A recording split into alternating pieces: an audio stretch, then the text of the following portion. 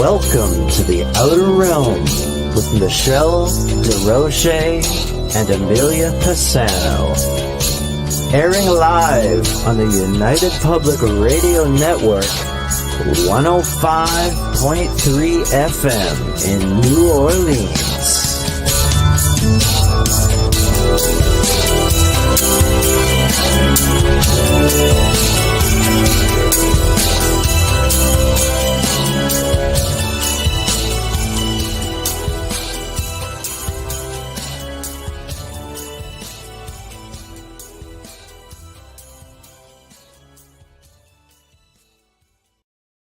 Good evening, everyone. Welcome to the Thursday night segment of The Outer Realm. We are broadcasting right here in the United Public Radio Network, UFO Paranormal Radio Network, 105.3 and 107.7 FM from the beautiful city of New Orleans. We are fully sponsored by the amazing people over at Folgers Coffee, who have been a part of our journey pretty much since the beginning. So that's a few years now. So thank you, Folgers. We are so grateful and humbled to have you on board with us. Thank you.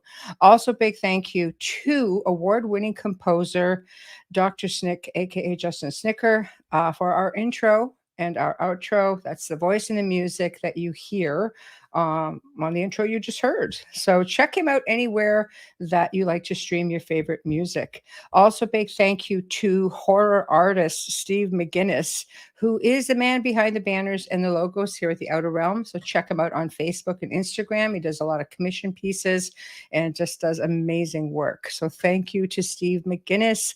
Tonight, we have the amazing Philip Kinsella with us. And I always look forward to having him on board. He's a wealth of information and he's always delightful to sit and share space with.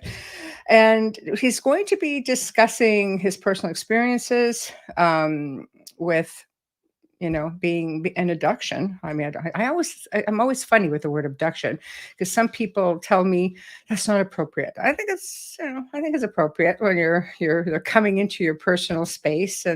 But with that being said, there's some people who have really amazing experiences, and I've had amazing experiences as well once I got over the initial shock of everything else.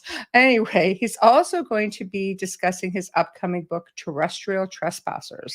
So tune in, get yourselves all settled, and let's welcome Philip Kinsella, all the way from the UK, by the way.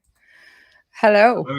Hello, Michelle. How are you? And thank you very much for that amazing, glowing reference there about you. I mean, I always see us as all very important and amazing beings anyway, but thank you. Oh, it's a pleasure. Thank you for being here. I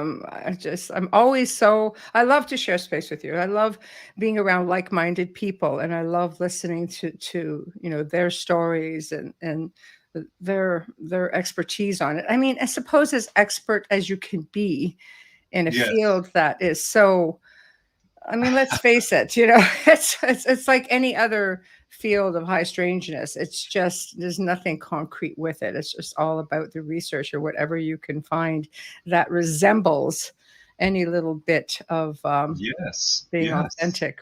So yes, absolutely. Theoretical content is all that we have. And I think, and I've always stated that no matter what models we bring to the table, they are theoretical in nature. And I've always said that no one has exclusive rights to the phenomenon, and that we must be very careful because, there could be someone else who's right on the ball and got it right, yet we don't know. But we will be talking about certain patterns that we're looking into in order to ascertain what it is that the phenomena represents on multiple levels of reality.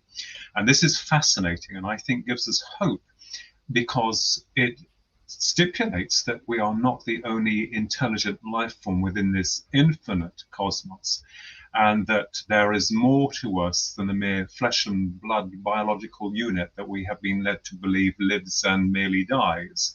So we and you and many other good folk out there, researchers, are understanding of these facts. And I say facts because through our research, most certainly into not only ufology or cryptozoology, but also in NDE research, and the psychic component must be brought into the fray. And I've always argued this because consciousness seems to represent an enormous part to our journey.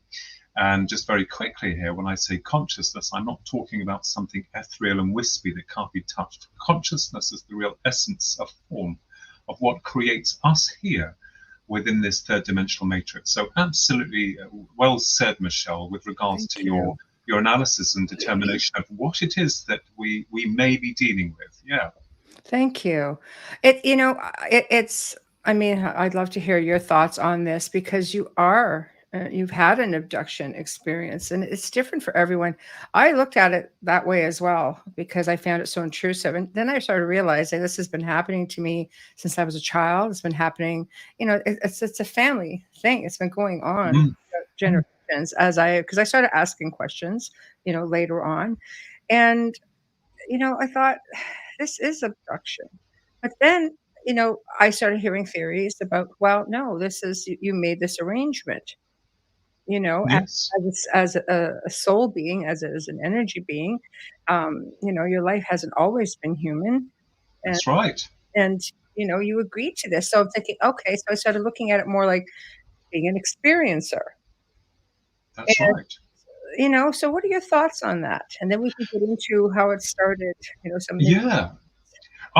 What's interesting is that a lot of people, good folk who've had genuine experiences, and I have to use that word lightly, genuine um, experiences with ETs, you'll normally find that the psychic component is enhanced. That is to say that their sixth sense is hugely expanded upon. I found the same thing with myself. Yes. To begin with, there was the UFO part, and this has been going on throughout my life. Not so much the abductions, although there was one main one in 1989 that we'll get to shortly. Okay. But there are other experiences, levels of high strangeness, which now in my 50s, we all can look back and kind of like look at the whole process differently. And in terms of the soul consciousness, absolutely, I have this absolute fascination for survival evidence. That is why I claim nothing, but I am what they call a medium. I prefer the word translator because what we're merely doing is decoding information from a higher source of energy, rather like the signals going into a mobile phone. You've got the hardware, you've got the software that you can't see, which is the phone, mapping and creating information that's coming through the mechanism. And we always look at ourselves as human. Yes. And we are beginning to realize that, that there are multiple levels of reality which exist beyond our sixth sense of awareness to a degree until it comes into our awareness, into our matrix. And this begs the question of us looking at ourselves as mere humans, because as you quite rightfully said, on a soul level, we are, I believe, multi-complexed. And I've often wondered, Michelle, that even on the last sighting, which had been recorded and filmed and also analyzed and researched with mine and my twin brother's last sighting of 3 magnificent, huge UFOs on the 9th of April 2016 at precisely 11:15 p.m. at night here. They were tracked all the way from the Isles of Scilly. I wondered, because another researcher, another top man, I can't mention his name, I'm not allowed to, but he suggested to me, he said, what would you think if you became aware of the fact that they were coming to see you in your human form and that you are part of them? And I thought, that is a very interesting theory. It is.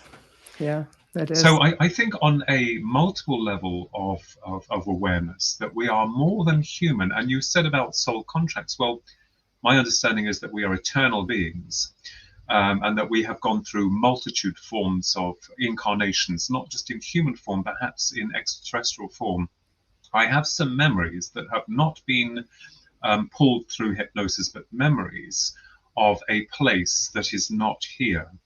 And that we would consider very different from here. And I've often wondered with regards to that question. So absolutely, totally, that I think that, with us as human beings, biological, souls in a biological spacesuit going through this limited version of what we call time, when we are brought outside of time, it changes everything. And of course, the presence of extraterrestrial intelligence, when they remove us away from our time-based world, we are in a timeless state. And that's interesting, I think.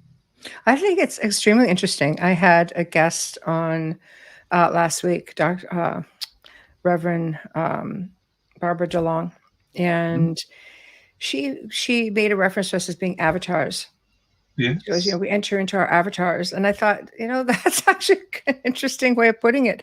The physical. It goes, when we're done here, you go on to your point of destination, Yeah. and I thought, Yes. yeah, I believe that 100%. I also feel, just to add in here, Michelle, before I Mhm. forget, because Of sometimes we course, all get ideas it's and then your we forget show. them, You jump in is whenever. I've often thought about why we come down here, and I've often Mm. joked that I say that when I get over there, I'm going to get a refund and ask them what the hell was that I on was earth tricked. all about. Yes.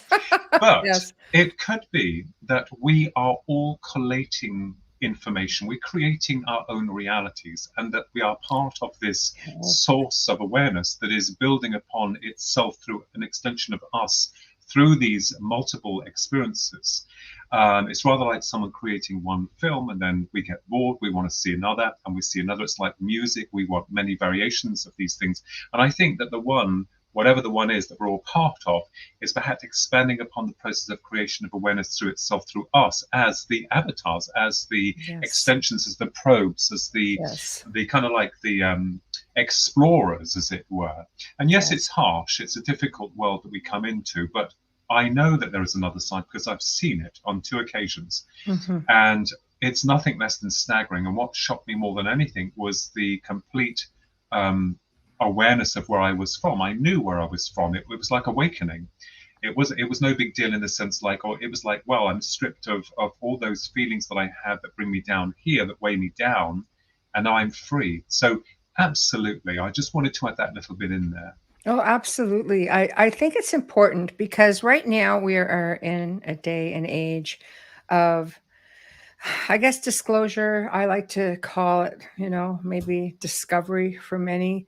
I think it's something that, I mean, let's face it, growing up in our era, it was, you don't talk about things like that. Oh yes, you know, definitely. no, we don't want to be those neighbors on the street. Stop it.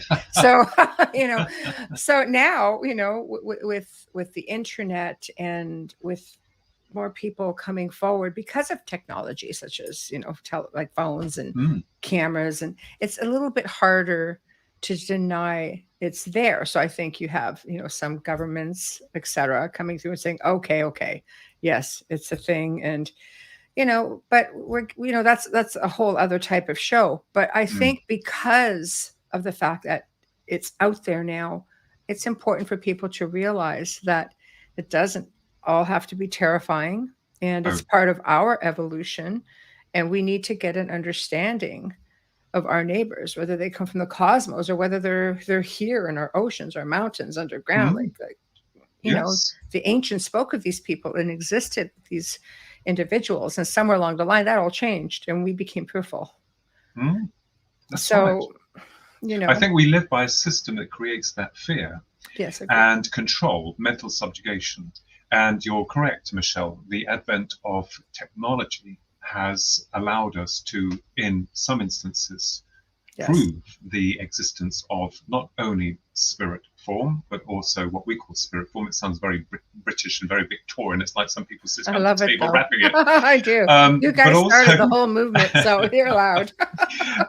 but also the ET hypothesis, which is interesting. Now, yes, there has been denial, and because people are able to connect on a huge level now with this technology. Mm. Secrets can't remain as secret as they once did, because in the heyday it was much easier to control human awareness through the newspapers, which were controlled, and television stations, where there was probably three here, BBC One, BBC Two, Channel 3, and maybe another one. Right. That was it. Right. And now people have resources where they're able to communicate. But what's interesting is that I think as we have evolved, I think the phenomena itself has evolved along that line. It's almost as if they're one step ahead of us. So the question is, are they progressing us towards a new level of reality? Mm. Are they helping us? Now, even with human beings, we have good people, good folk, we have the really bad folk.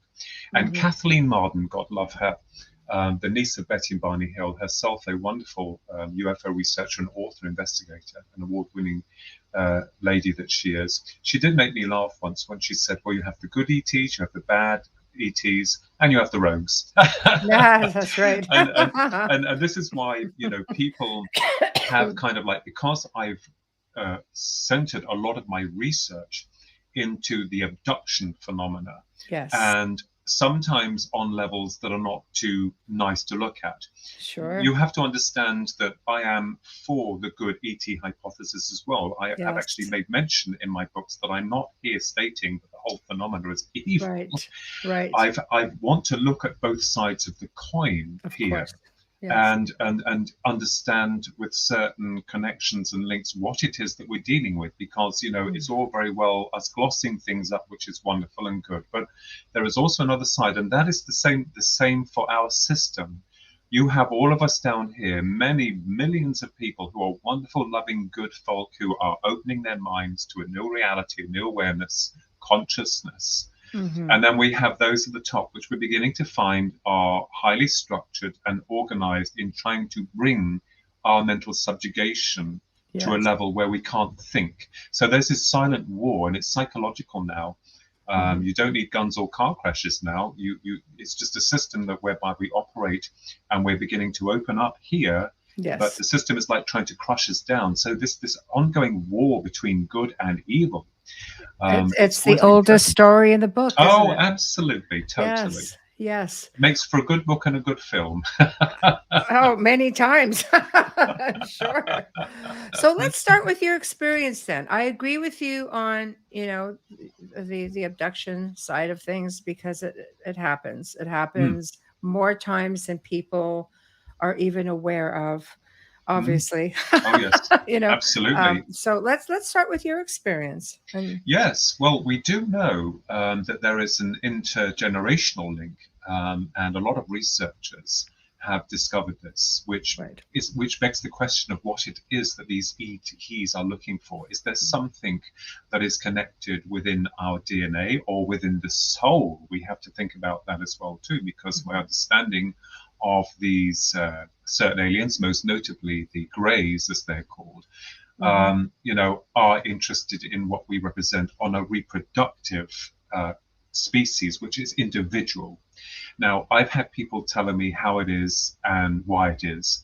And I've always said, okay, you are entitled to your opinion, totally. But let me tell you, I don't have a clue. All I have is some theoretical content. I was awarded with a new theory, and it is just a theory with regards to the Greys, and also the interdimensional hypothesis. Now, what happened to me back in the winter of 1989, we lived in a small village called Marston Mortain, which is roughly about 5 miles outside of Bedfordshire. And at that time, I was 20, I didn't drive, I couldn't drive. I do now. I drive everyone mad, but anyway, there we are. But I had to come back from work, because I used to get the train from Bedford, and that would come into Millbrook, and I would walk the mile, well, a little bit more than a mile or so back home.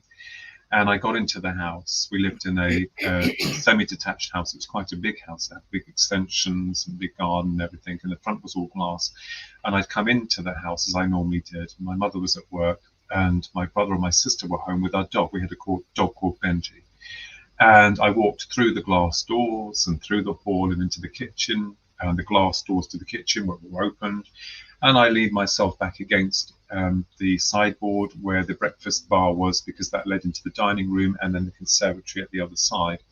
And I was just leaning back, looking out to the hall. The dog was in front of me. My brother was ahead of me, so his line of sight to the hall was hidden because there was a wall there. He was in the dining area, just standing there looking. We were having a coffee, and my sister was quite far left.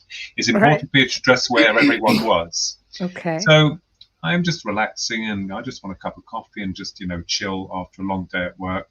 And all of a sudden, the atmosphere changed. It became electric. So I can still remember it. It was almost like I don't have hairs on my back, but the hairs on my neck and my arms started to stand up, and the dog started to react to something ahead of it. And I couldn't see anything there.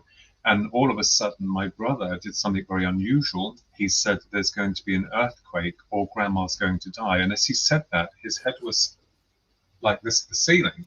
like he was in some kind of trance. And I thought, what on earth is he talking about? They were his exact words. There's going to be an earthquake or grandma's going to die. There was no earthquake, and our maternal grandmother at that point in time had still been very much alive.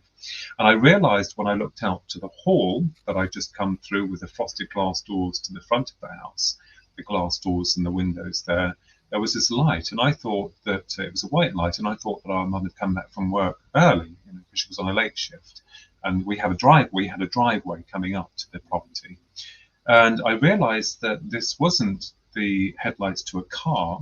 What happened was that the light, for all intents and purposes, began to become brighter, and where the front door to the house was, the glass was starting to bend backwards and forwards, and the dog is starting to go mad. And my brother is still frozen, and I don't recall what happened to my sister. Maybe did they knock her out? Was she? I don't know. But as this was going on, part of my mind is thinking, this is not possible. This is not happening. It's impossible. But it was, because it was happening. And then I saw what I can only describe as a small being. It was 3 foot tall. It was all clad in black, complete black, like a one-piece uniform. It had what I thought from observation was like a big motorcycle helmet on its head, but it didn't have any marks or definitions. That too was black, but the actual helmet was bigger than in the proportion to its body. That came through the glass, which seemed pliable, and as soon as that happened, it ran ahead and disappeared into what then had been my brother's study/bedroom. And then the glass went back to normal, and I'm standing there. My brother came out of his trance, and I said, "There's an intruder in the house." And then I yelled, I think I screamed, there's an intruder in the house. And I put my hand behind me into the drawer and took out a knife, a big knife. And at that point, I saw this thing dart from the corner, because when it came in, there was another part of the house that went forward to the area where our bedroom/study was. So it came around that corner and ran across the hall and up the stairs and disappeared. And we checked the house, there was nothing. And I remembered breaking down thinking, this is impossible. I couldn't get my head around the fact that this had happened. Well, why did it happen? There was no sense to it in anything that I was watching or observing. But the worst part was to come, and this is what led me eventually into trying to determine, after all these years, what it was that happened to me. And I'm going to explain about the abduction now.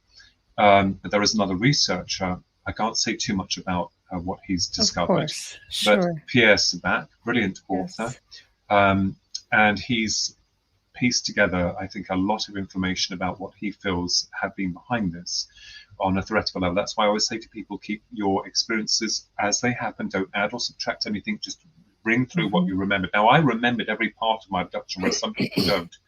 So in the early hours of that morning, I then found myself floating on my back in the area, the hall, 3 foot off the floor, to where that thing had come through the door. So I'm floating on my back, and my head is facing on my back the glass. This is all to do with glass doors, all to do with doors, openings.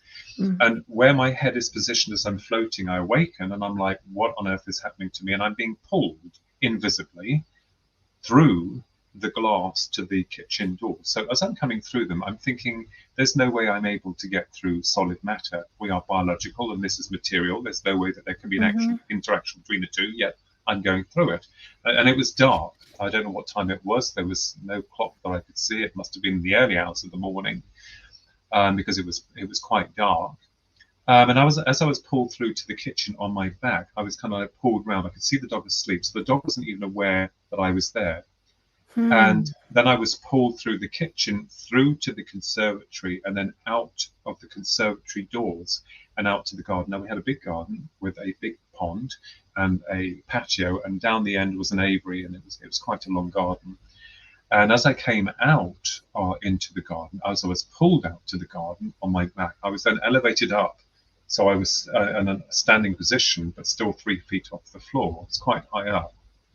And when I looked up at the sky, there were these lights, all these UFOs moving. And I remembered at that point thinking, oh my God, they're real. They exist. What is everyone making such a big deal about them? There they are. They're here. But there Right. was one object that wasn't moving, and it was a disc-shaped object, maybe like a dark grey colour. Hmm. I didn't see any real lights on it. It was quite evident from where it was positioned. And as soon as I clocked it, I felt myself being pulled up to it. You know that feeling you get when you're on a roller coaster when you're just about to dip. That feeling Yeah. in the lower, the dip. That's what I felt. But it's a feeling of being lifted upwards, not going down. And as I was pulled closer and closer to this object, I then blanked out. Now, there are two more parts to this. The next part was the most difficult one for me to come to terms with. And I did suffer on national television for being open and honest about it, thinking people understood it. But of course, then back in the day, it was a circus act. But I found myself naked and hot and in a room that wasn't very big. It wasn't big as in terms of like massive. It was large, but not, and it was quite dark. But there, ahead of me, I found that I was strapped to a bed, like a clinical bed, where I could move my neck this way. So they had my arms held down and my legs held down. And I think in Phil there may have been something around the neck. I'm not quite sure. I can't be certain about that, because when I awoke to find myself in this very strange environment that was hot, by the way, there was like this mist. You could see through it quite clearly, but it wasn't like it was hot. But ahead of me, I could see some light. So there seemed to be some opening to my left. When I looked to my right, the way that things had been, whatever it was, set, like we have furniture, they had something that was like molded. And I realized that it was some kind of medical room or something like this. And when I looked to my right, there were what I can only describe as three huge, very powerful reptilians. The only way I could describe it, I'd never seen them before. I'd never knew that they were linked with ufology or were meant to be there, but there were three of them, and the sight of them absolutely petrified me. Now, they were in a kind of like a thicker mist, and they were doing something very strange. They were moving from left to right together. I'm not saying it was some kind of ritual, but it seemed very strange. And they seemed completely unconcerned for me. The feeling I got was of complete, total dread. There was no empathy to them. I was just a meat on a slab. And the sight of them shocked me, because I thought, I don't know what they are. My mind's trying to register these things. But I also discover that there is something that has been inserted into the lower abdominal region. And I could feel it, because it felt as though it was inside my bowel or stomach, and it felt organic. Oh. Whatever it was, it felt like, and the shock of realizing this situation, then just, I lost it.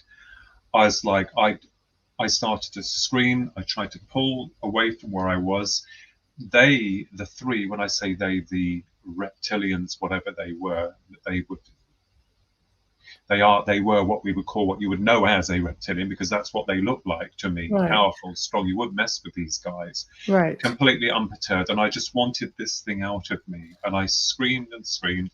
And then what happened was that immediately after this wrestling, this struggle, and I was exhausted and tired, I felt the contraption being removed. There was nothing there. It seemed to be mechanical, I think, because it seemed to just come out.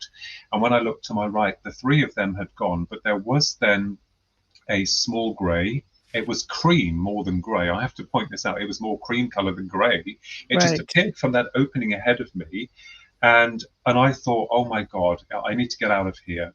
And it was quite cold within its responses as it approached me, and I realized that I was freed from the constraints that held me. I was ordered to dress in the night gear that I had that was on the floor, and I put them on because they were there. And then I was ordered very coldly to follow this, what they would call a grey, through to that area that I could see. And I realized it was like an opening. It was an opening that led through to a corridor that was this mist was there. There was lights coming from the top of it, but I couldn't see where the emanation of light was coming from. And it brought me towards what I thought, first of all, was a wall. We're getting to the last part now, which is interesting.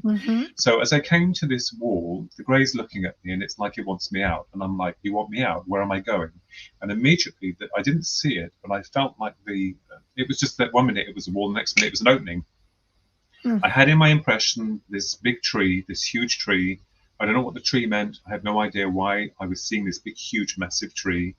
And then the grey was like, basically, you have to go. And I'm like, I start to get upset because I'm like, heights aren't my thing. Now, when I looked out, it started to become light. It was still dark, becoming light. So I have no idea where I was or how long I was on there for. People call it a spaceship. I suppose we use that terminology.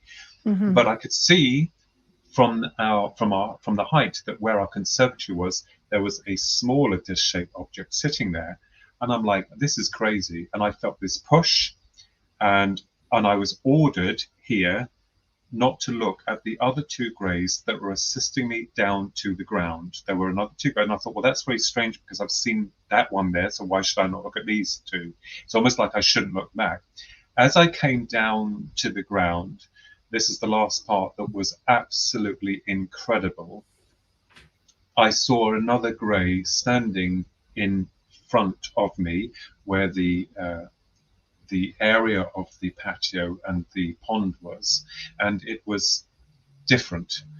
And I realized that these guys have gone, and my main focus is on this being. Now, this grey seemed to be a little bit taller, a little bit more muscular. Its face came into a more slanted point. It had not as big the eyes as the other ones that I'd seen on there. They weren't as big, but it was in a uniform, a one-piece khaki uniform. It had knee-length black boots on, and it had this pointed hat. My brother has illustrated it. It has been used in some of my works. It's got this pointed hat on its head that seemed to be quite smart, the way it was molded into its uniform. But this guy has got his arms folded like this, and he is looking at me like really angrily. And I'm like, because the craft is just above him. It was quite incredible. And I'm like, you're angry with me? I wanted to punch him, but I couldn't move and I felt where the solar plexus, I now know to be the solar plexus, it felt like I'd been punched there. I'm not saying that this thing that I called Noddy, which was a famous children's creation from the author Enid Blyton, she's passed over now, but he didn't look, he was almost like Noddy. It was scary, it was unnerving. But he stood there like that, and he was really angry with me, and I kept thinking, I want to punch you, but I couldn't. You've done this to me. And then a thought came into my head. I thought or said, people say, how did it feel? I can't record it. It was almost like I was speaking, but I wasn't speaking. It's like it's normal. It's telepathic. People call it telepathy, yeah. Yes. So I'm like asking this thing, how the hell am I able to get through locked and bolted doors or something like this? If he could tell me that, I could tell people that this is real. I could tell the world how they do it. And he looked shocked. And then he raised his head slowly up like this to the underneath of his clasp. And then he started to rasp this unintelligible, what I recognized to be like the voice synthesizer from a ZX81 unit that we had years ago. Very mechanical, very cold, but it wasn't making sense. And as soon as it froze, I then saw him coming back, because I was then back with my head on my back so I could see him frozen. And then I was coming through the conservatory, through the kitchen, through the hall, and then bang, back into my body. And as soon as I woke up, I had a nosebleed. Now, the next day, when I recounted the experience to my brother, I wrote everything down. I then started to have profuse nosebleeds to the right nostril. The doctors were going to cauterize it, but it stopped after 2 years. I then had problems with my right ear that was an ongoing problem, and some strange things happened with the medical profession with regards to that, asking me if I'd been abducted by aliens. That didn't know anything about me. Also, I had 3 triangular right marks behind my right ear. My brother tried to take the picture of that with a self-developing Polaroid camera, but it wouldn't come out. And needless to say, I found it difficult to walk. I didn't realize at that time that, I'd had what people term an alien abduction. But what's interesting is this. The thing in the ear, That's an ongoing thing and has been for a long time. Mm-hmm. But also the fact that another researcher discovered that what was happening to my brother earlier that night, when he froze and he lifted his head up and said there's going to be an earthquake or grandma's going to die, it appeared that the grey at the end seemed to be mimicking what my brother had done, bringing out this Oh, unintelligible language. So yes. I can't say too much about that at the moment, because there is an investigation ongoing, and another researcher, Pearson, that has brought some incredible parallels to this that's quite interesting. So we may be dealing with something that's a lot older than ourselves, and comes in and comes out on this level, but that will be revealed much later when his book comes out, and I will be allowed to use the material in a new UFO book that I'm working on.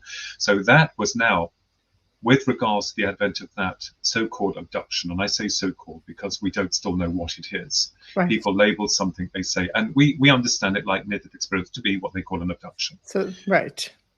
My then curiosity was, how is it that there was one part that was physical, in the sense that I was able to see this grey thing all in black, clad in black, coming through the door, Right. and then the other part where they're able to take me. Now, this then fueled me with a passion and a drive to find out what it was we were dealing with.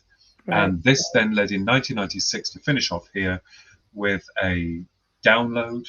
I think I had the only one where I seemed to be graced with some kind of information with regards to the greys and consciousness and the replication, maybe the inherent dangers of cloning and individuality, this type of thing. And I wrote an article, sent it to Alien Encounters, which then was a magazine here. I think it was published in the States for a while, and they called it revolutionary within its speculation, because I called the article Spirits in the Material World, which dealt with the abduction phenomena and the grey. So that was the abduction. Wow. That is profound. The fact that you could remember it. Oh, yes. Such great detail. Every detail, yeah.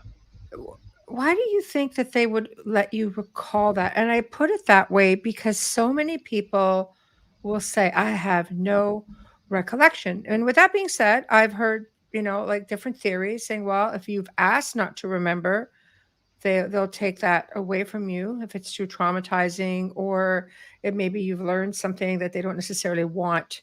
If anybody got a hold of you, they wouldn't want you to pass forward. I'm thinking, okay, but it seems to be a really big amount of the population. I remembered all of it. Wow. And also, I am very hard to induce with hypnosis. Someone tried it before, because I am a hothead sometimes. So I want facts. Sometimes it takes a lot for me to, I am like that. Right. Whether or not that was part or key to it, I don't know. But I think that perhaps they wanted me to remember it. And I think that there were reasons behind this now looking ahead, because you'll find that a lot of folk out there who are an experiencer, an abductee, a contactee, whatever category they fall into, you will find that their lives are profoundly changed. And this is the key element, I think, when we are addressing this phenomena. And it is a phenomenon, because we don't know where they come from, what they're after, why they're here. But it's interesting that for me, recalling that in its rawness, sometimes they do say that when you've been through a traumatic experience, you come out a changed individual. You survived the process. Yes. And sometimes it can be like a wake-up call for us, because, and it's like, back in the day, dare I say it, where you used to get a slap, which wasn't too bad. If you've done something wrong, it created pain. It's like, oh, I remember and learn not to do that again. Right. So, I'm not, now you're not allowed to say boo or anything to anyone, because it's an offense to anyone. But, in our human conditioning, when we've gone through an experience, a very difficult experience, we do often come through as changed. Now, when I say they, I mean these so-called reptilians, whatever they were, felt that what they were doing was necessary. What they were after, I have no idea. Nothing was explained to me during the process. In fact, there was more questions than answers. But what fascinated me was the way that they were able to take me and also in a way that, you know, they, from their end, they'll probably think, no one will believe you anyway. You know, no one will understand what you're talking about. So I think these multiple experiences operate on an individual basis, rather like a near-death experience, where someone will have a different experience from someone else, but there are key elements that connect the dots to say, yes, this person's had a near-death experience, even though the experience itself was very different in terms of the interaction with whatever or whoever. So I think for all of us, we are trying to mold this into boxes, or a few boxes, and saying, right, this is what this is and that is what that is, when I think the key element is and operates on a more personal level of conscious interaction, as it were, with the individual. So I think that, you know, when you talk about the intergenerational link, and there is another author, I just have to say here, called Steve Aspin. Oh, please, yes. Who, I don't read, but his book here, Out of Time, Steve Aspin here in England. And he has had some experiences. A wonderful man, I have to say here. I'm not advertising, but I just have to say to your good people that the book was stopped for his book was stopped for publication for some unknown reason, and he's got another publisher to publish it. He knows a lot of the key researchers, and so Out of Time. So look out for that book, because a lot of the things that occur, I think, with all of us, we share and we help each other to understand this greater reality. So I think the intergenerational element is key to a lot. Now that's fascinating, isn't it? It's very fascinating. And I'd like to add, going back to the glass doors. Oh, yes. I have a researcher friend, who's our producer, owner of the station, actually, Joe Montaldo, has been in the field for about 30 years. And he said to me one time, because when I was having some experiences, our home, relatively new compared to the homes of England, but it was 1872. And he said, when you get into really old glass, and he said, it's been in our experience in taking photos, if you take photos of the glass, because somehow the composition is just different than the new glass of today, you know, and he said, you can actually capture images in them. So if you're being pulled through, people have taken photos and actually been able to see imprints of images. It's just something to maybe, you know, try with your research, because you guys are so much older than we are with respects to architecture and so on. And if it was an old building, you know, 100 years plus, he seems to think that, you know, original windows. So we've yet to try that, but I thought that's actually very fascinating. If it's a thing, it goes, yeah, it just seems it's a molecular thing. It goes, you just take. Oh, yes. And I might add here, what's equally bizarre is that when the psychic component kicked in, I had performed a mirror experiment through a book, no less than called Reunions by and I forget his name now, Dr. Raymond Moody. Sorry, Dr. Raymond Moody. And I did this mirror experiment to see if I could get someone through from the other side. And that worked in 1999. And what also worked a year before that, on the 8th of June 1998, was us, me, my brother, my twin brother, and friend Susan, summoning through an experiment a UFO at Rendlesham Forest. So think about this. When I look back now, I've written about it and it's all documented. When I look back now, it's to do with the mind, it's to do with consciousness, the builder, the creator, the opening, the access point.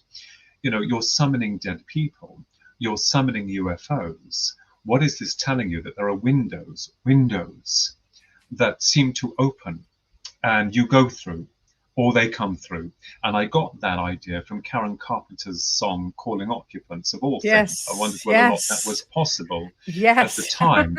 So I think there's synchronistic elements, synchronicity with all of us individually, uniquely so, in terms of where it's all very well when you're going through the experiences, you have no idea what's going on until you reach a point where you take a step back and you think, oh, I wonder, and you're reading about all these other wonderful folk who've been through their experiences, whether it not be astral projection or, you know, their meetings with benevolent extraterrestrial intelligences, or they're going through a bad experience. And one person said to me quite cruelly, he said, the only reason that you had a negative experience is because you're a negative person. And I said to the individual, I said, let me tell you one thing. Right. I said, I am the least negative person on this planet. Right. And, and it's not because I'm, was picked out by one of the bad guys. We don't know. But what I'm saying is that, we obviously belong to them, or we are part of what they represent. They have the right to do what they're doing, or they feel that is their right. That's right. We, as a human species, are relatively young. We're new. But I do believe that we have been lied to in terms of historical content, in terms of our antediluvian cultures and background. And I think this is why the public have been deceived. This is why one of my books called You, the Public Deceived, The Grand UFO Deception, why the system has deliberately falsified information and made us all believe that we are younger than we're led to believe in terms of genus, when actually we're a lot older. Yes. And I think so when, people start discovering these truths, which the system is at pains to not tell us, and I think that might reveal a lot of what really has been going on. I agree with you. Again, you go back to ancient cultures, you see it in petroglyphs, you see it in ancient monuments. You look at out of place artifacts, things of that nature. We're not the first kick at the can on this planet. That's for sure. We're several ways in, and I think we have to realize that maybe we are very much a part of them in many different ways. And I hate to put this crudely, but when we have, our pets that we love or our loved ones and we bring them to the hospital, your doctors, hospital staff will sometimes do uncomfortable things with our pets, for example. And because, the Buddhists believe you can incarnate as an animal, as a bug, as anything, if you follow the Buddhist faith. But it just shows that we can come back in any form, not just on this planet, not just in human form, but elsewhere. We take them to the vet, for example, uncomfortable things are happening. Could it be that this is what we are to them? We're just, if for their people, there's a strong belief that not everybody has these experiences, but those who do, they're, especially when you're talking ancestral lines of this happening to you, there's something about you. Maybe it's that negative blood type they all talk about. I'm a negative blood type. I'm an experiencer. My family's negative blood types. So have they been. But it's not always, I'm not saying it's just us, but what is it specifically, like you say? Well, that is interesting. Now, let's look at it this way. As we understand, the Greys, as far as we're aware, cannot reproduce. One of the things I discovered back in 1996, some years after the abduction itself, was that I found it curious to know or understand that the Greys seem to be interested in reproduction, hybridization. Yes. And I thought it was very strange for a species that themselves could not reproduce. Now, we are a productive species, and we are individual. That is our uniqueness and the signature of the soul. One part of my research did consider the fact that the inherent dangers of cloning and being left outside the laws of creation, as it were. But there are several hypotheses that we can take with regards to the Greys, at least, and not least of all the things that have already been addressed: us from the future, those from the other world or the lower realms, as it were, hell, and so on and so forth. Every category has been explored. We are still no nearer in our understanding.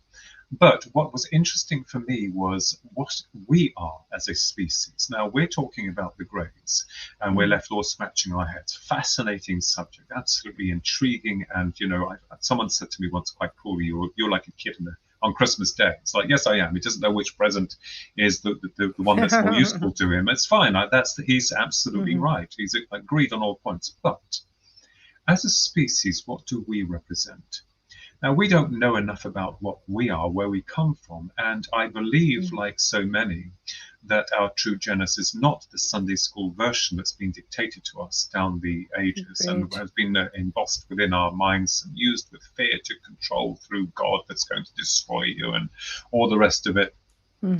The Greys are interested in our species, and our species, I believe, is precariously once again on the verge of collapse. And when I say once again, I'm talking about those epochs that have not been addressed: Atlantis, and Gomorrah, all Yeah. these different epochs that Yes. are, whisperings. Now, I could even go so far as to suggest that perhaps that we are a byproduct of creation from these Greys, that we could look at them not only just in the other areas that I have addressed, but Yes. also as geneticists, creators.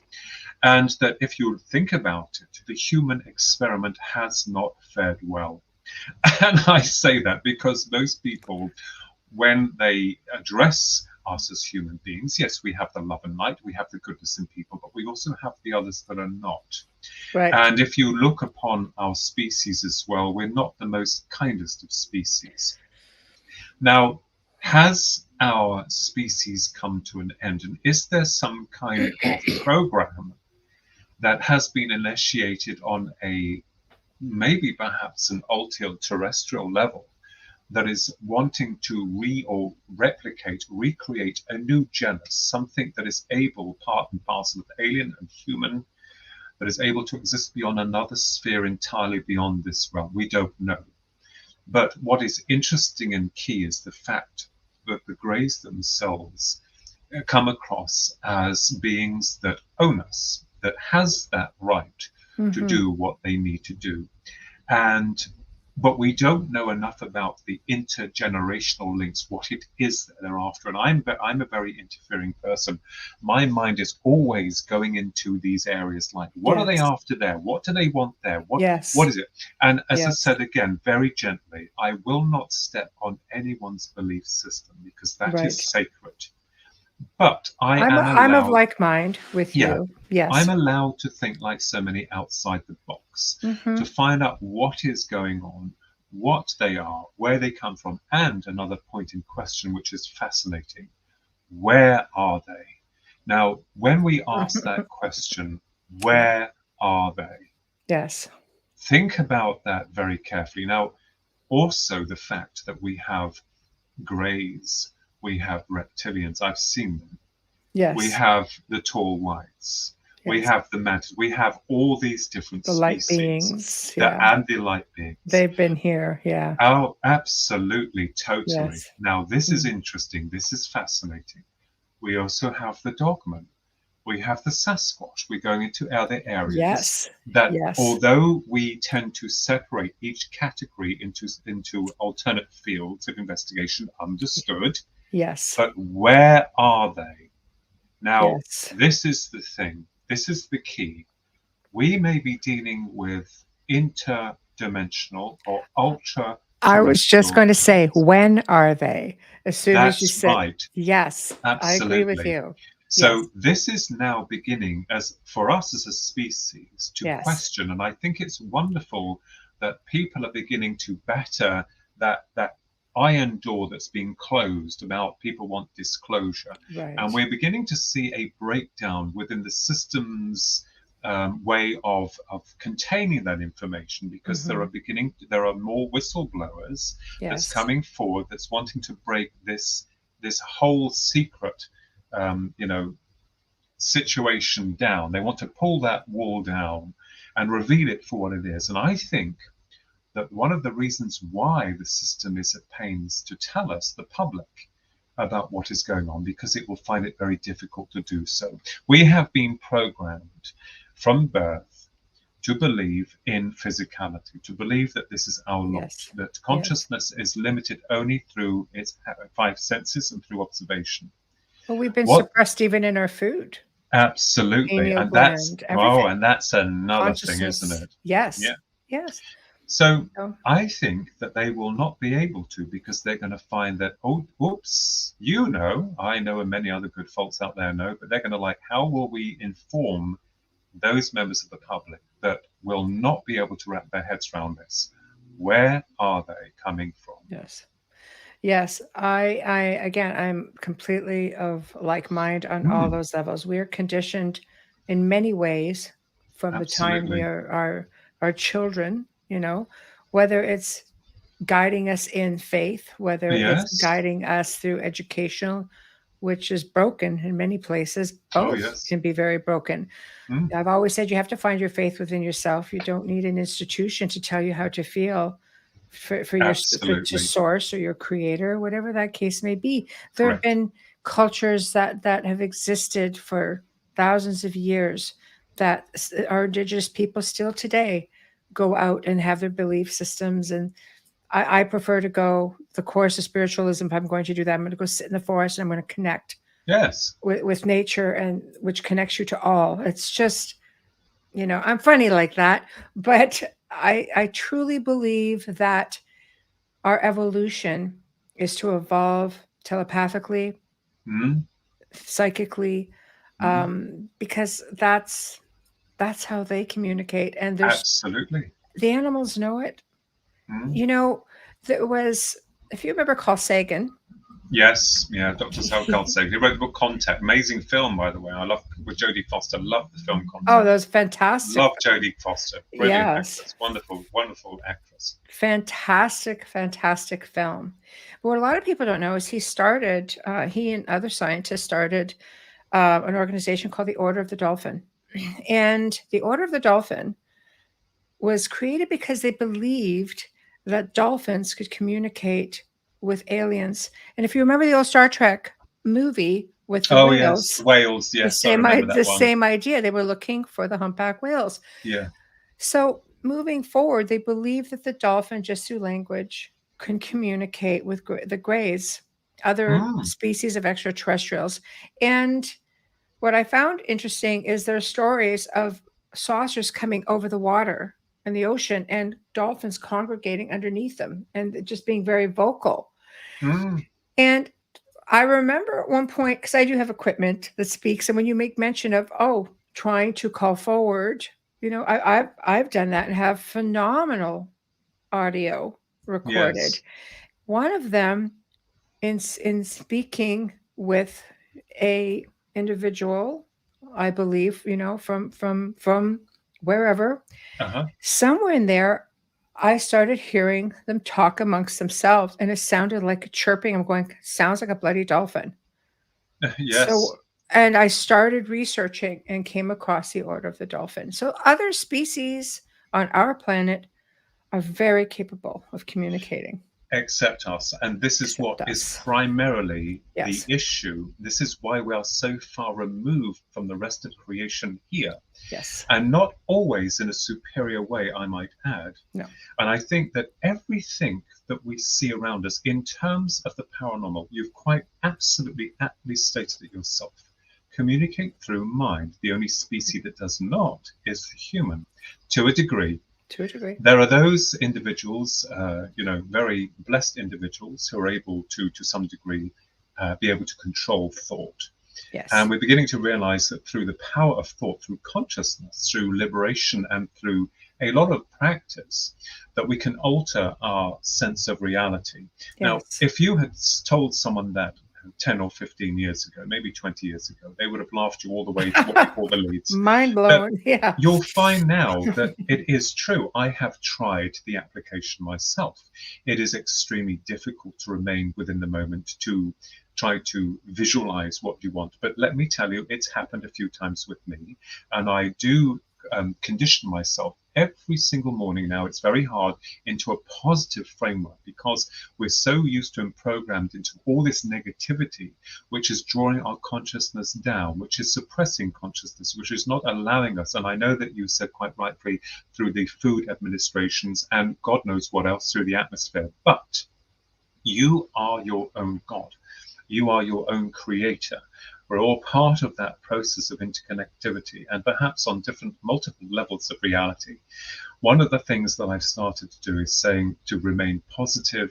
Yes. And to look at things positive. So now going back to the experience that I had back in 1989, the psychic component had been activated later. And this then was all through the connection with my dead maternal grandmother, who was not dead. Right. And who had passed over at the same month and same year as Princess Diana. think it was 1997, I think that was. Yes. I believe And it was, well, yeah. she was murdered, but never mind. But yes. yeah, That's a whole other show. Yes. yeah, that's a different show anyway.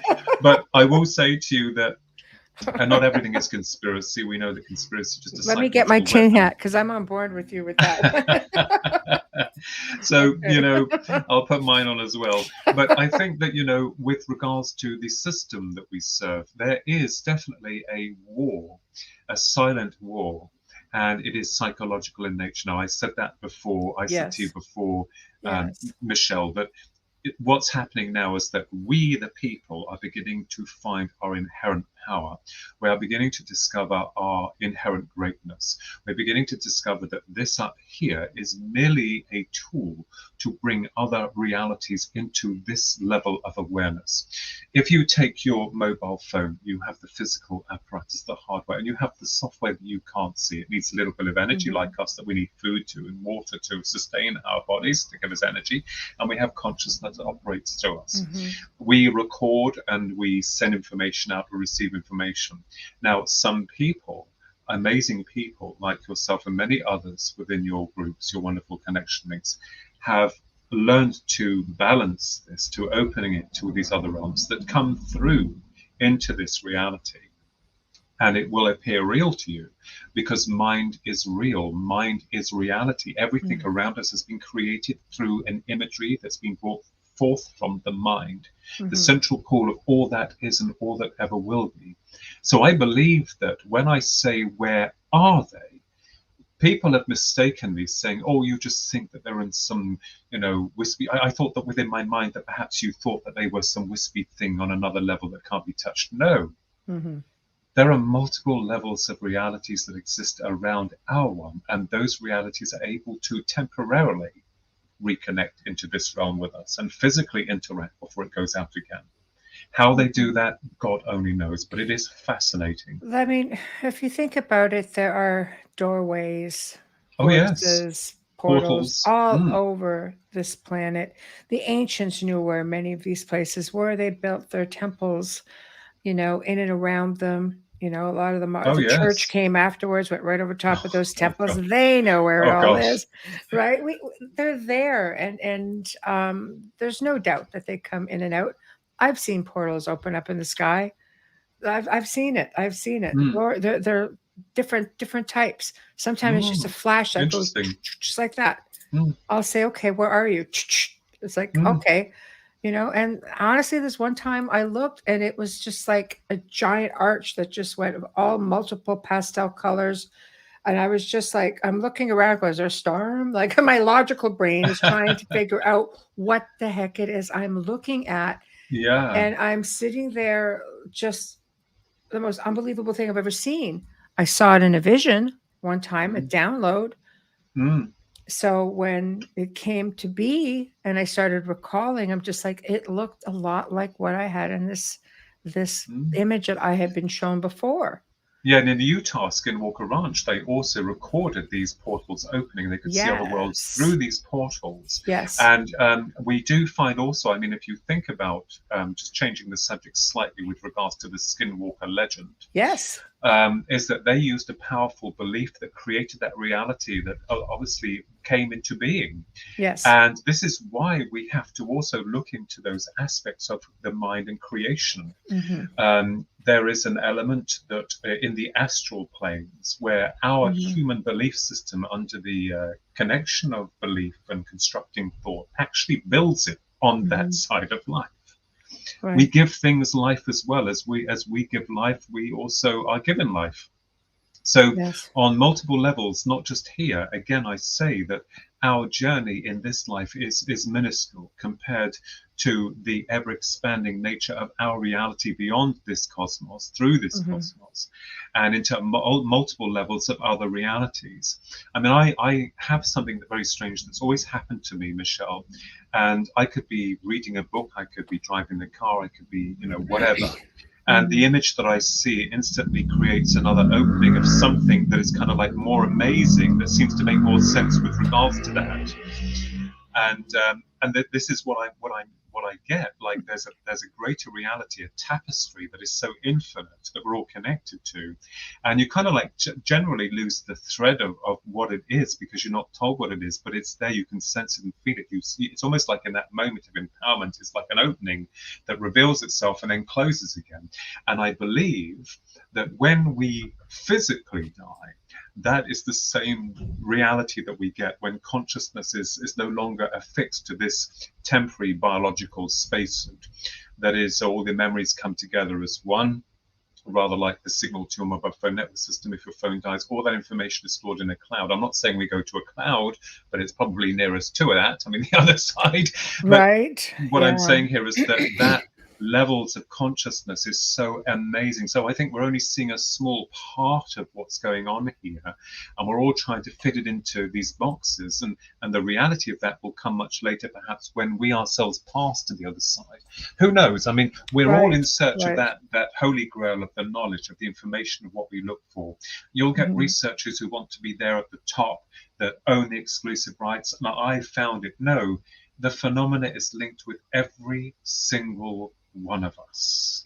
Well, I think if everyone had that mentality and followed through with it, we would not be any further ahead. I think you have to share the information. That's Oh, yes. other people expand on that, and it just keeps going. Yes. It's in any field.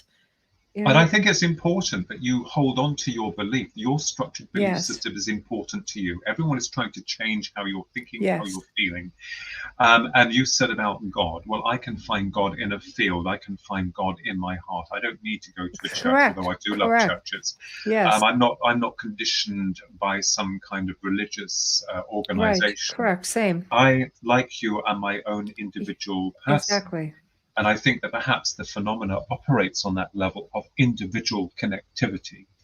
You understand? Yes, and I think it's going to become, I mean, it's already becoming apparent to me just in the things that I read or the people who contact me, that many more people are venturing out with that mindset, because Yes. I just think we've been through so much that many people are reaching out, to their faith, and they're looking for answers, and they're not getting the answers that they had hoped to, or they're not getting the answers that they thought they would get. So I think it's an awakening.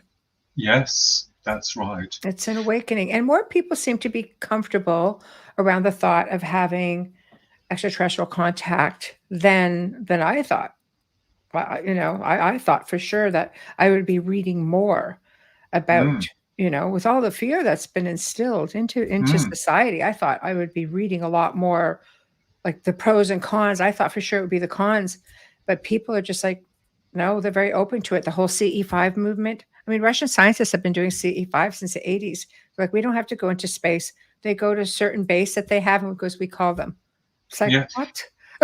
Yes, and you'll find really? also, this is incredible, because you'll find that there are organizations way above us here on this planet who have access to, I think, the most incredible hardware, and no less brought through from magic. Now, we also know as well that the esoterical level of investigations is important, because I think a lot within our governing bodies that preside over us are very much into this darker aspect. Yes. And they've always initiated a darker program.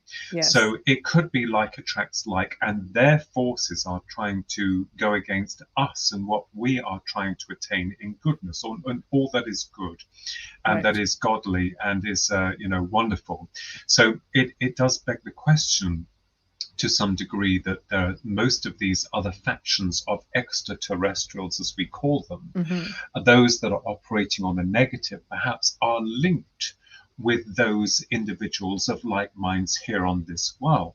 Right. And this is why that there is this constant theme of disabling human consciousness for us to progress beyond the levels, because every single time there's a species we seem to be climbing upwards and into that enlightened area, there's always something that dreadful that comes along to push us all back down again. And I think that the forces of evil are starting to slip. I think they're beginning to crack.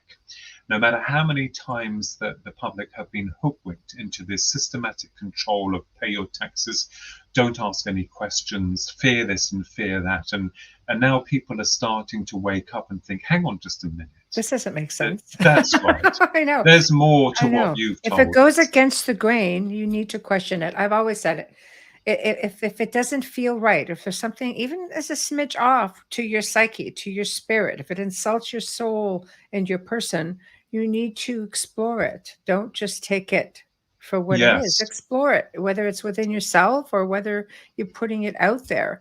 Yes, You know, and God so- help anyone that speaks out or openly to Oh. those that have been, brought into the fold with these Sure. certain nefarious organizations, Sure. because they will be dealt with harshly. Yes. And you'll see this all the time, because this is the system's way of making sure that their secrets remain secret, but are not with us, because we Mhm. are sharp, and we are trying to put the pieces together, and those pieces are telling us Mhm. that, one, that we've been lied to, and there is a greater reality, or multiple levels of reality, that Mhm. operate outside our physical domain, or this third dimensional matrix that we exist Mm-hmm. in temporarily. I have to say again, only We temporarily. need to, yeah, it's time to jump. I'm jumping ship, Philip. We've got to That's it. get off. We've all got to get off right now. I know. Mutiny. Declaring a mutiny. I want off this boat. I know. So let's slip into a little bit, because everything that we've been talking to, especially when dealing, dimensionally and extraterrestrial, let's talk about terrestrial trespassers. Ah, yes. That sounds very exciting to me. It's a very interesting choice for a title. What brought you to write the book, and why Yeah. the title? Terrestrial So- Trespassers. Sounds serious. Sounds like Yeah, the well- people we were just talking about. Well, it could be. Mm. The book, the new book, is due out via Philip Mendel's Flying Disc Press Mhm. in February of 2024. And I wanted to write this book because I, like many other people, are very curious. I want to Yes. try and put the pieces together, like many other good ufologists out there, or researchers, whatever label that we're given, Mhm. although I've never set out to have a label or anything like that. But I wanted to explore what the Greys were, and bringing out several theoretical applications with regards to this, and looking also, especially near the end of the book, with the ancient texts, which Oh. talk of the connection link between our creation and perhaps even the Greys' creation. And this goes back to the time of, the antediluvian culture, Sumerian, ancient Sumerian, Right. and even further. And I wanted to address also the fact of reproduction, of creation, and of course the gods of old that we would call gods, Enlil and Enki, who are part of the scientific expedition that allegedly, that I believe had occurred through our man's creation, Genesis. Right. So I think we might be dealing with a force, with an energy which is much older than we ourselves take credit for. And it also addresses points of why the Greys have found us as a reproductive species, and also in line with the genetic material thereafter, may lead them also to their question of who these gods were. Right. Now, the book also highlights a lot of what I have gone through as well, and exploring upon also the 9th of April 2016 sighting, the last sighting that we had at 11:15 p.m. at night, with those amazing UFOs, the three of them, that made themselves aware to me and my twin brother. Massive, huge, and incredible. And a subsequent of another researcher coming forward and putting me in touch with other people who had witnessed these objects, filmed them, and that they had been tracked. And that goes more into that. And also about the cryptids, bringing into the equation the dogman.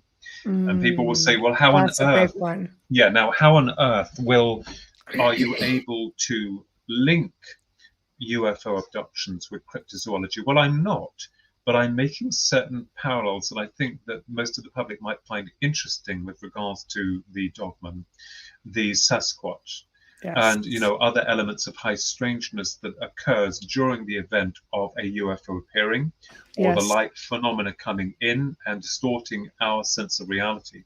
And Yes. also, I think important to address the way that the phenomena seems to interlink, as we said recently here, on a personal level of psychic integration. So I think that with the book Terrestrial Trespassers, we would see them as trespassers. Absolutely. It does not in any way, promote the idea that every single encounter is negative. No. I had to take a subject matter Yes. Yes. and explore this. It's like, people talking about the devil and God. Yes. Well, our concept of the devil is somewhat quite, the man in a red suit with a fork and horns. I think we need to sit down and talk to him, and then maybe he might pour out his problems to us so we can get to the root of why this is all occurring. I'm just being cynical there. But yes, of course. in good and bad, yes, that both parts must be explored. And I will tell you that there was a religious family that I knew, very religious, and they condemned me as a Satanist because of my interest in ufology many years ago. And I said, hang on just a minute, just a moment, I said. You have to understand that your understanding of your faith and your belief, I fully respect. But you talk about this evil. I said, we must explore that in order to give us strength and an understanding of what it is that we're dealing with.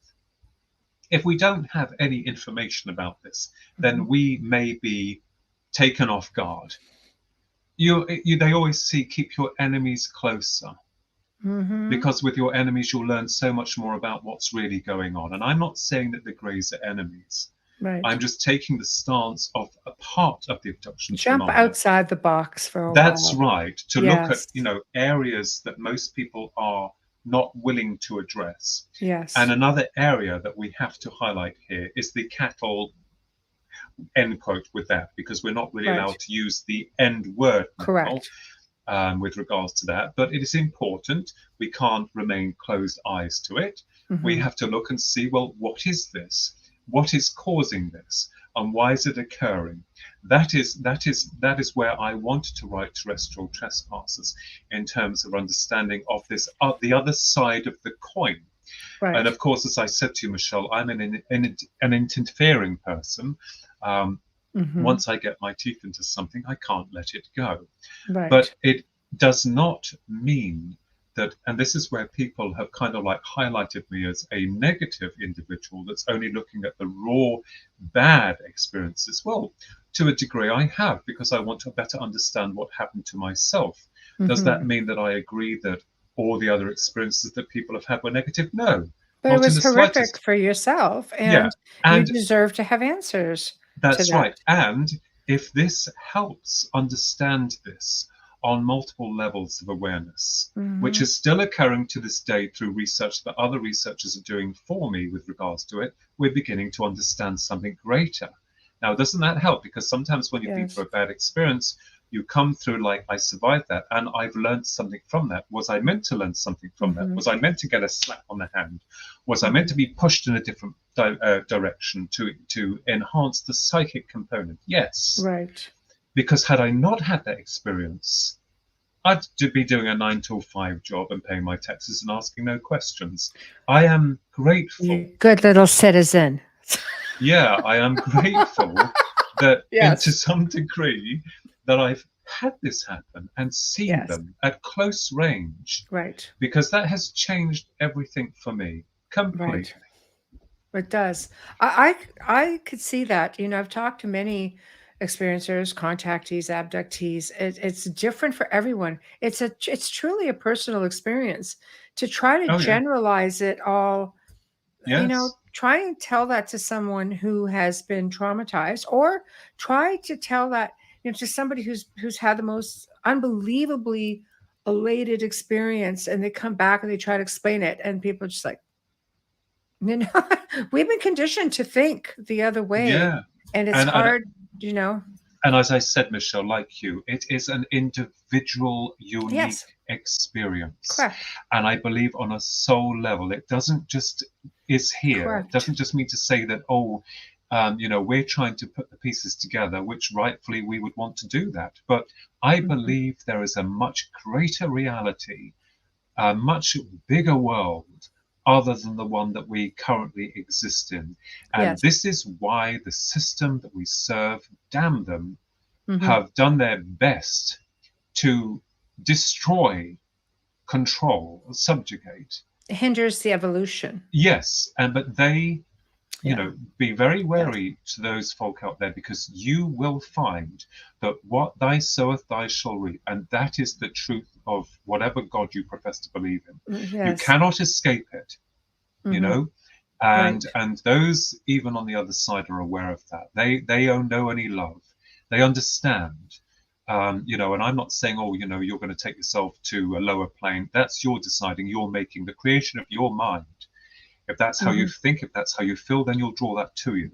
Mhm. But I have learned so much through the experience, and not afraid now to talk about what they call the reptilians. I don't to subscribe to the fact that there are people out there who will tell you what it is and where they come from and why they're doing this, because as long as that we accept that the reality is there, and that person believes that what's occurring to them is how they see it, I never force my beliefs upon anyone else. I say, let's be open about this. Let's listen. Let's bring everyone to the table, and let's see what they have to say. But it doesn't always work that way. And that's the only sad thing. I think within ufology itself, there's been a lot of breakups with people because they don't, one group doesn't agree with another, or this person has it all worked out and got all the answers. Any field of high strangeness, Oh, I find in any area. Oh my gosh, you hear so many stories. I'm like, this is just not much unity. A lot of people talk about unity, but following through is very difficult. Going back for a moment, talking about dogmen, I'd like to add this to you. I worked with a family who they were experiencing a lot of levels of high strangeness. It's a term I love to use because it encompasses so much. Yes. So one night they were away. Their adult son was watching their property, and he was outside because I have to bring the dog out to do his business. So the dog goes out. Dog's not having it. And I was like, I'm not doing this. No way. He's growling. He's pulling back. So he turns around and he looks up and he sees what appears to be a cloaked figure with a long snout, growling. Huge. He grabs the dog, takes off in the house, slams the door. He goes, this thing came shooting at the door, hits the door, and starts sniffing the top of the door frame. It was that big. Lord. Now here's the kicker for you. About 3 kilometers away, there was a sighting that came across, all the police station, all kinds of people calling in, of a craft in the area that night. Within the next couple of days, the family was probably about 5 kilometers away, had workers doing work in one of their outbuildings, like a barn, big building. And the workers took off because there was a gray on site. Oh, my Lord. Interesting connection between this being, this dogman individual, cloaked, no doubt, like a cloak, huge, happens to be within a 5 kilometer radius. All of this went on. Wow. Within 2 days. Wow. Well, it could be that the phenomena, we could look at certain aspects very quickly here.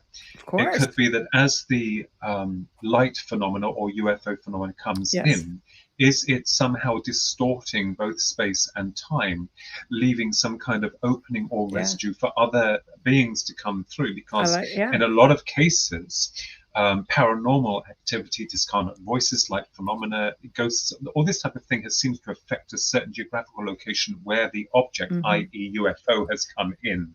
Yes. So, and this is interesting because we're arguing as to whether or not we're dealing with one force, which I doubt very much, that's operating all of this, like Stephen King's It, as it were. Sure. Or we're dealing with multiple levels of beings, of intelligences, because the dogmen are very intelligent. Oh. They're not just from the research that I've done, and a few of the people I've spoken to in your great country, United States of America, Yes. and of course with Paul Sinclair, who's a best-selling author here in England and a researcher up in Bempton, with the Dogman, and he's just finished a series, a program called Wolfland. It's very interesting because these beings are as scary as hell, and you won't want to be around them, and they're very powerful, but they're also very intelligent. There was a Joe Barger case that I was allowed to work on that's also mentioned in the book, and also another chap, Mike, who's written Beasts Between the Rivers or something like that. Right. He's had an experience, a law enforcement officer, ex-police mate, that had the sighting of one, well, two actually, and Yes. so this is interesting in terms of, this is what Terrestrial Trespassers, going back to the book, seems to address. These levels, and high strangeness is mentioned in there, which we all know about. Right. So we don't know. I mean, we can only theorize as to the idea that perhaps when the phenomena comes in, whichever, whether it's the Dogman or the UFO, that somehow it's distorting or creating an opening. But what's interesting also that we have to take into consideration is the synchronistic events that occur, not just before, but sometimes after the event itself. And the way that the occupants, or the beasts as we call them, come in and go out, they are able to physically interact with us and the world around them, and then they go out. Now, this is what we're looking into. We don't have the answers, but it's certainly an area of high speculation. I would consider that something is being disabled, or not being able to be controlled as this ultimate force comes in. Maybe it's possible the Greys are bringing them in, are the Sasquatch and also the Dogman part of the Grey agenda. I don't think that's the case, but it's close. There are close parallels towards it. So this is how I see that. Yeah. I agree. I mean, there's a lot of reports, for example, Sasquatch sightings, and the tracks just stop.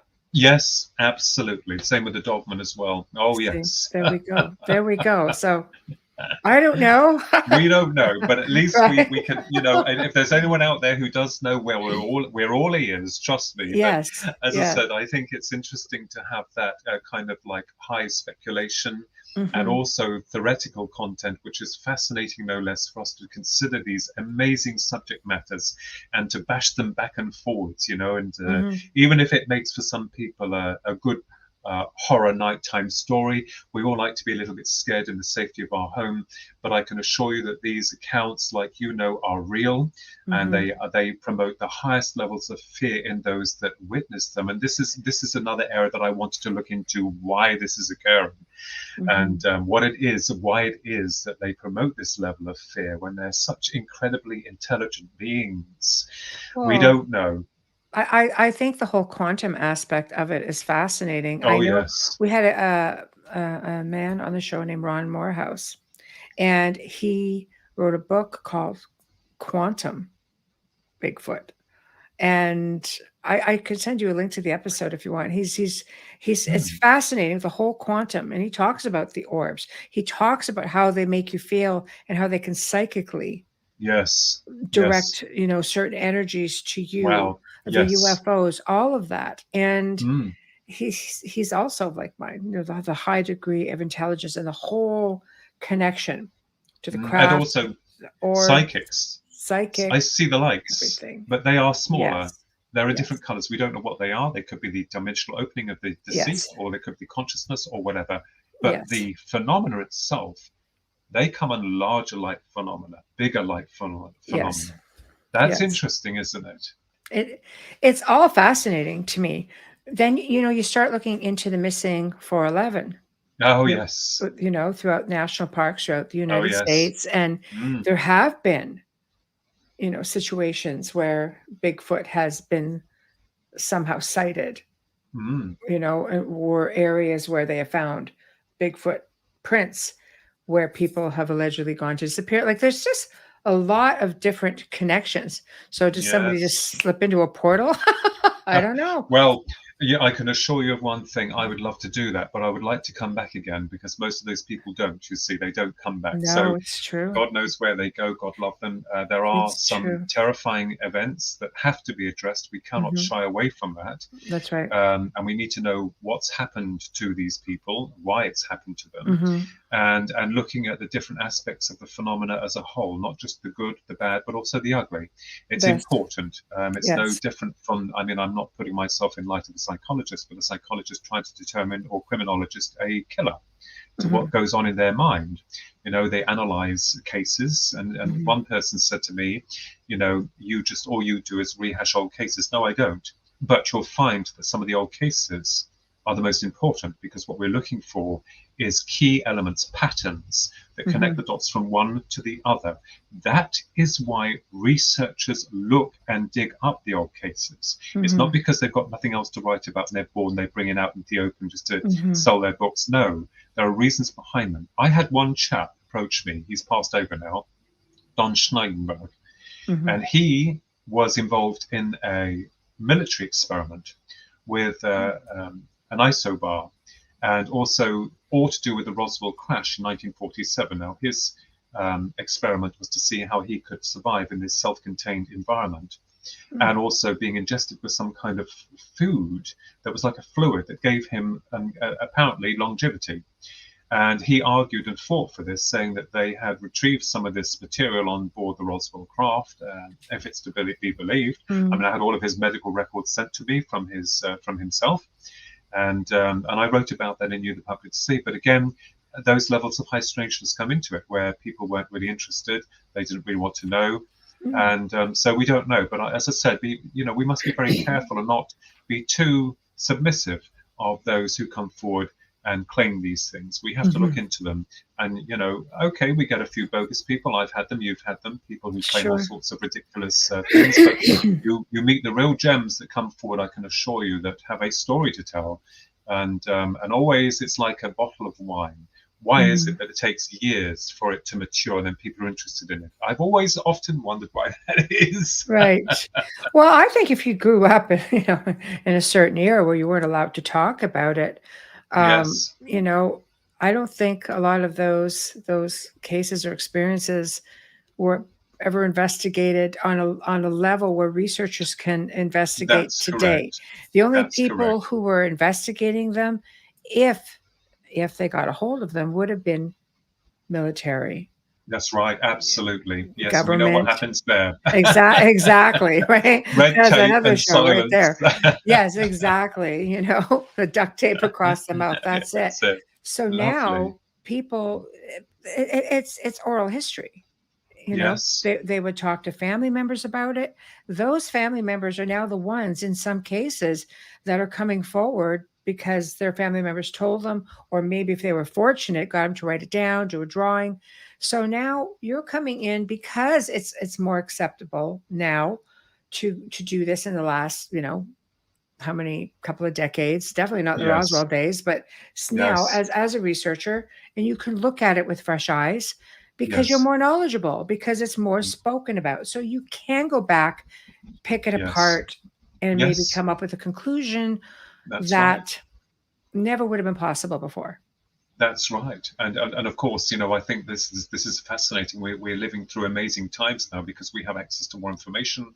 I mean, Yes. even as a young lad, I took myself to the library to dig out the very few titles of UFO books that were Mhm. available at that time, and one of them had been about Roswell, and I Right. did a project on it, even all the way back then, all those years. So I think for all of Right. us, there is a part that's ingrained within our consciousness, and going back to that soul level, where we're being conditioned to a degree, or we're evolving and then being developed to a point where they will then come in, and I think this is fascinating. I think intriguing.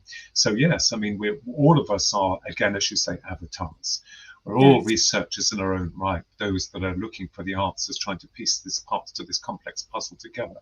But Mhm. however complex, it is not easy. One man said to me, and I have to say this, I'm sorry I've got to say this to you, Michelle, oh, it's all very simple. And I wrote back and said, I think it is far from simple. Right. I think you'll find that this phenomena operates on very high levels of high strangeness, and the phenomena comes in forms of multiple faceted natures of dimensions of reality. So don't tell me that it's simple, because it's not. It's No. highly complex and very sensitive in many cases as well too. Mm-hmm. But I think it's also amazing, and I love it. And I'm like a kid, yes, on Christmas Day, wanting to find out the truth. And I'm very honored also to be linked with a lot of brilliant minds, not only here in the United Kingdom, but also in the United States of America. There are some brilliant people who are there and really are incredible. So I have them to thank incredibly for that. Well, I think you get an amazing network of Yes, people that makes the difference, because at the end of the day, we have become a species with amnesia. that's right. Absolutely. And Yeah, you look at, like I say, we go back to, the Atlanteans, the ancient Lemurians. We have a lot of ancient cultures that they already knew all of this. that's right. These cultures are long Yes. gone, and somewhere along the line, we don't remember anything. We should be knowing where a lot of these power spots are. We should know what to do with them. We should know how to communicate telepathically. We should be far more advanced than what we are, and we're simply not. Yes, absolutely. And I have to say to you that with regards to our understanding of those ancient cultures, I think that when the truth comes out, we will be able to understand a lot more about what we represent, and also a lot more about what the phenomena represents as well. Yes, I agree with you. And maybe that's why you were chosen. There is that belief that there are those of us who are chosen to be Yes. contacted in Yeah. however way that may be, because of the fact that they know we will research. I research, and I also offer a platform. You offer a platform in your writing, and we basically are here. We're talking about, we're educating people, and people are coming forward, and it in turn helps with evolution. Wonderful. And I agree with you absolutely, Michelle. Yes. Okay, quickly now. I know we're coming down to the end. So tell everybody how to reach you, how to find you, what you're working on, what's coming up for Philip Kinsella. Yes, I'm currently working on 2 other books, UFO books, for 2 different publishers. Terrestrial Trespassers is out next year in February of 2024. And I've completed some work for television. That there's a documentary coming out about me and my twin brother through EM Productions, I think a little bit later this year. And it's called, I think, something to do with the biological connection, alien encounters, this type of thing. Excellent. Excellent. Well, thank you so much for joining me. It's always a pleasure. I would love to do this again. Yes, Move and I would along. love to very much indeed as well. Thank you. Yes. Excellent. Excellent. So thank you, and have a fantastic weekend. Thank you very much, Michelle. And I have to thank you very much for having me on your amazing show. Thank you. I really am grateful to you. And we've had a wonderful chat. And Yes. I hope that your audience will like it as well. Thank you so much. There we go. Put that up for good measure. Have a great evening, everyone, and have a fantastic weekend, Philip. Thank you Thank you very again. much. God bless. Pleasure. All right. Good night.